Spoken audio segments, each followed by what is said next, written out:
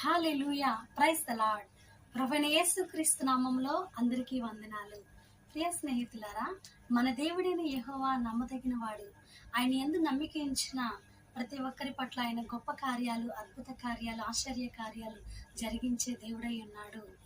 Mark సువార్త 9వ అధ్యాయము 17వ వచనం నుంచి 29వ వచనం వరకు మనం చూసినట్లయితే కనుక ఇక్కడ ఒక తండ్రి తన కుమారుని యొక్క స్వస్థత కొరకు యేసుక్రీస్తు ప్రభు వారి దగ్గరకు వచ్చినప్పుడు ఆయన ఈ రీతిగా పలుకుతూ ఉన్నాడు.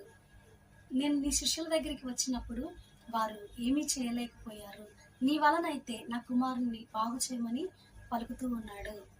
నిజమే, మనుషులు వారి యొక్క పరిధిని దాటి మనకి సహాయపడలేరు. దేవుని దగ్గరికి వచ్చినప్పుడు మన ప్రతి సమస్య కూడా తీర్చబడుతుంది. మరి ఆయన ఈ రీతిగా పలుకుతూ ఉన్నాడు, నీ వలనైతే నా కుమారుని బాగు చేయమంటున్నాడు.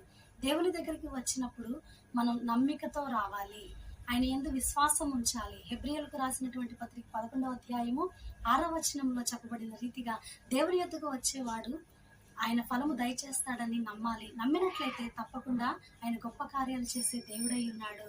మరి యేసుక్రీస్తు ప్రభు వారు ఆ తండ్రితో ఈ రీతిగా సెలవిస్తూ ఉన్నారు, నమ్ముట నీ వలనైతే నమ్మువానికి సమస్తమును సాధ్యమే. నిజమే, మనం నమ్మినట్లయితే గనక తప్పకుండా దేవుడు చేసేటటువంటి గొప్ప కార్యాలు మన జీవితంలో మనం చూడగలము. ఆ తండ్రి దేవుని మీద నమ్మిక ఉంచినప్పుడు తన కుమారుని స్వస్థత ఆయన చూడగలిగాడు. మన జీవితాల్లో కూడా మరి దేవుడు ఇచ్చేటటువంటి గొప్ప మేలులు పొందుకోవాలి అంటే ఆయన యందు నమ్మిక ఉంచి ఆయన ఇచ్చేటటువంటి శ్రేష్టమైనటువంటి దీవెనలు పొందుకుని ముందుకు కొనసాగాలని మనస్ఫూర్తిగా కోరుతూ ఉన్నాను. ప్రభు మిమ్మల్ని అందరినీ కూడా దీవించి ఆశీర్వదించును గాక. ఆమేన్.